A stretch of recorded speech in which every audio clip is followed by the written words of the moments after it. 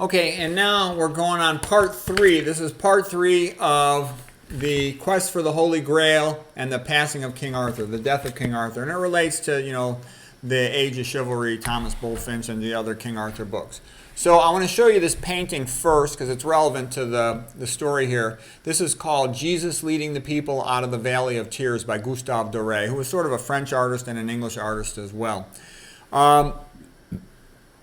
And the symbolism is very much like Plato's cave. So the heroic figure, Christ, leads the people out of darkness and suffering and illusion and being misguided towards a better future. And there's been other Christ-like figures in history. Prometheus. So a Christ-like figure is a savior who risks their own life and health in order to help the people, the common people. So Prometheus gave man fire. Okay, he was the first sort of Christ-like hero in Greek mythology. Socrates is like the saint of philosophy who gave his life to maintain the traditions of Athens, for example. Of course, there's Christ himself. Cicero was sort of the saint of the Republic of Rome to try to preserve freedom in the Roman Republic. Gave his life. Mark Antony sort of bumped him off. And there's been other ones. Boethius, gave his life for the scholarship of Roman and Greek, the ancient Romans and Greeks, and Christianity. There's been other ones in life too, and one of them is King Arthur. So King Arthur is sort of seen as this hero who, after the Romans left Britain, after the collapse of the Roman Empire, they had to fight off the barbarians, and King Arthur was part of that, okay?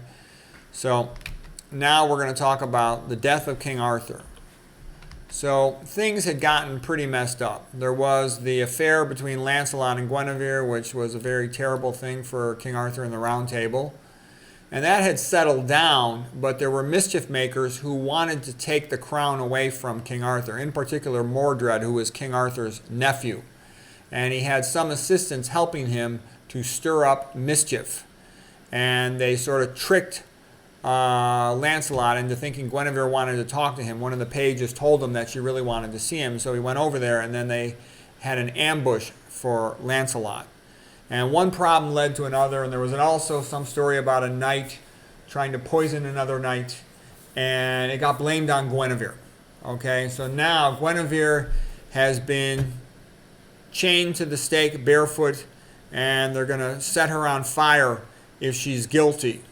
Okay, and Lancelot charges in and saves her life, and he takes her with him back to France. Okay, Lancelot du Lac of the Lake, so his joyous castle, as it's called. So Lancelot's the great hero. He's the greatest of all the knights, other than the brief moment when we had Sir Galahad.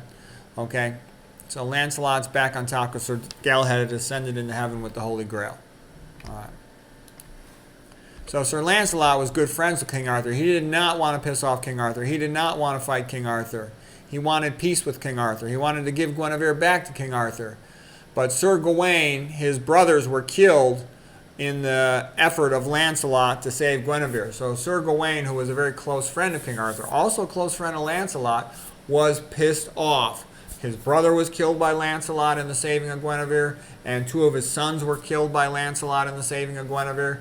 So Sir Gawain wanted revenge. This is a blood feud, the Hatfields and the McCoys, and it would not end in a nice way. So Sir Lancelot, King Arthur surveys the battlefield. Him and Sir Gawain are leading the charge of King Arthur and his men to go into France and to fight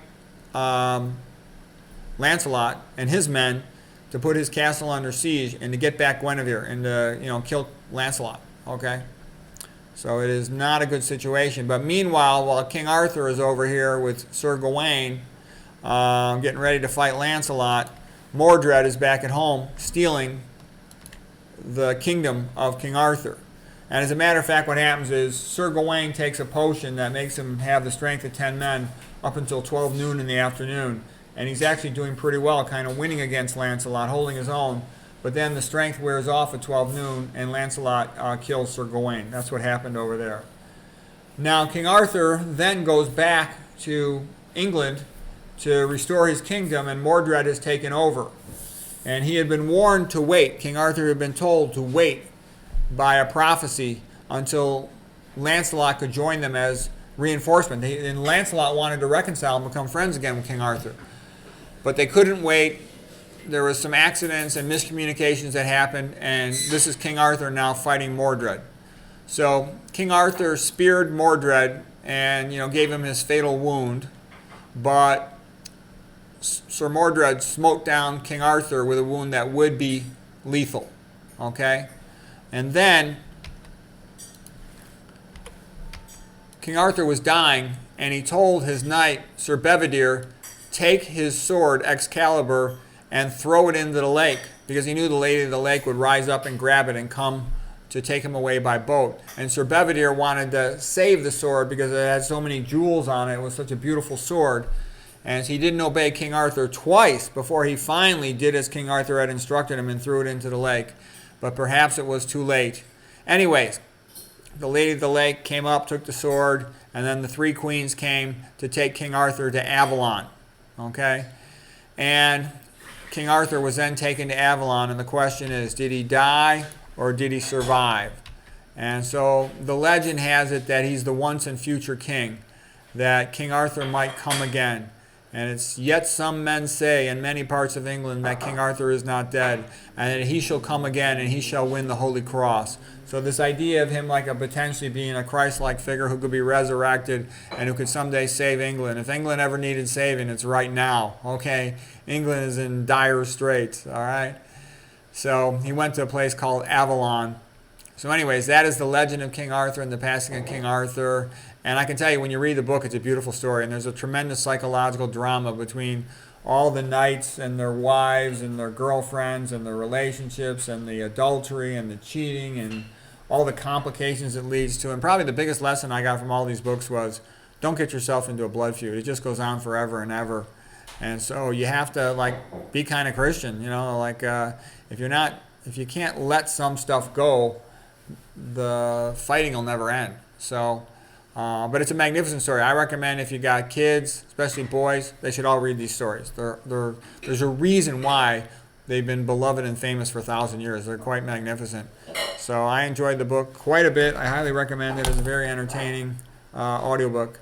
And the other ones I showed at the beginning of the part one, I thought they were all very good, and they were all well worth listening to, reading or listening to them as audiobooks. And I certainly enjoyed all the art, magnificent art that goes with the whole story. So I hope you found that interesting. I think that's the last slide. Yes. So there it is. I hope you found that helpful.